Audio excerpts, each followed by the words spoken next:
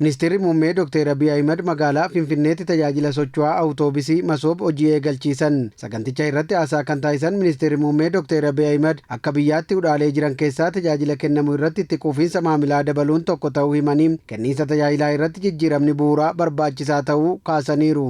ኢትዮጵያ ውስጥ ለረጅም ዘመናት ካሉ hudhaalee rakkoo fi dadhabinni Itoophiyaa keessa yeroo dheeraaf ture tokko tajaajila kenninu irratti itti quufinsa maamilaa dabaluudha. Kun mootummaattis ta'e akka dhaabbilee dhuunfaattis rakkoodha. Kanaaf aadaa kenniinsa tajaajilaa irratti jijjiiramni bu'uuraa barbaachisaadha. Kana sirreessuuf waggoottan kurnan darban siivil sarvisii irratti riifoormii taasisuuf yaalii taasisaniinis kana hundeedhaaf furuu garuu hin dandeenye. Sababni ijoon kanaas aadaa dhaabbilee fi nama dhuunfaa yeroo dheeraaf ture jijjiiru tajaajilamaa kabajaa fuula gaariinis tajaajila kennuun jijjiirama salphaa hin barbaadu. Utubaalee misoomaa karoorfaman shanan keessaa teekinooloojiin damee tajaajilaaf akka meeshaa ijootti fayyadamuun si'aayina tajaajilaa fi waliin ga'iinsa fooyyessuuf kutannoon hojjetamaa akka jirus ibsaniiru. Kenniinsa tajaajila giddugala tokko Masoob hojiirra oolchuu kan eegallee yeroo gabaabaa ta'us itti quufinsi maamiltoota argame bu'a qabeessummaa isaa ifatti mirkaneessineerraa kan jedhan Ministeerri muummee Dr. Abiy Ahmed kanas hojimaata isaa babal'isuun barbaachisaa akka ta'e agarsiisaa jedhanii ifatti kan eebbifame tajaajilli Masoob socho'aan moobaayil sarviis qaama sosochii hojii kanaa ta'uu ibsaniiru.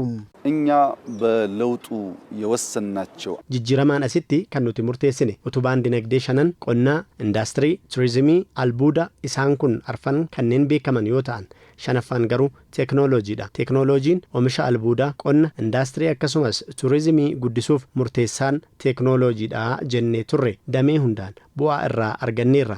Gama tajaajilaan garuu yeroo dhihoo keessattidha giddugala tokkotti tajaajila hedduu kan eegalle. Hojii isaa kan eegalle gara waggaa tokko ta'a. Kana keessattis giddugala 45 geenyeerra. Dhuma waggaa kana hanga fulbaanaattis giddugaloonni 100 ol ni xumuramu.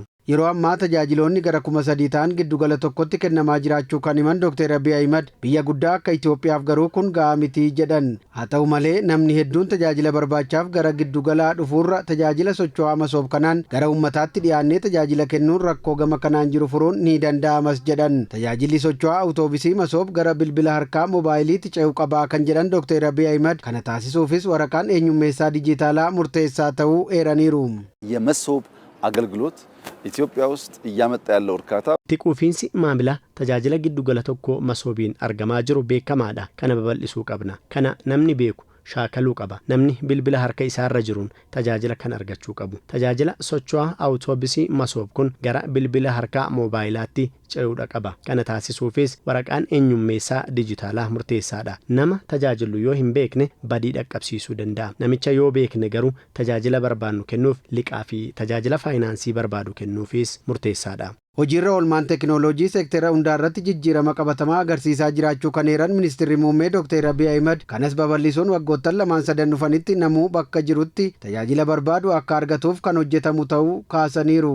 ቴክኖሎጂ ሪስፖንድ እያደረገ ነው በሁሉም ሴክተር seektara hundaarratti teeknooloojii fayyadamuun bu'aa argamsiisaa jira. Jijjiirama dhufe kana ariifachiisuun waggoottan 2-3 dhufanitti lammiileen keenya karaa guutuu ta'een bakka jiran ta'anii tajaajila barbaadan akka argataniif tattaaffiin ni taasifama. Turtii waggaa tokko keessatti garuu tajaajila gara 2,000 giddugala tajaajila 45 amma ammoo tajaajila socho'aa awutoobisii Masoob babal'isuudhaan baay'ee hojii fakkeenyummaa guddaa ta'uudha. Kun hojii dadhabsiisaadha. Ta'us jijjiiramni argamaa jiru baay'ee abdii kan namatti horudha. Kanaaf lammiileen keenya kana beekuun itti tajaajilamuu qabu.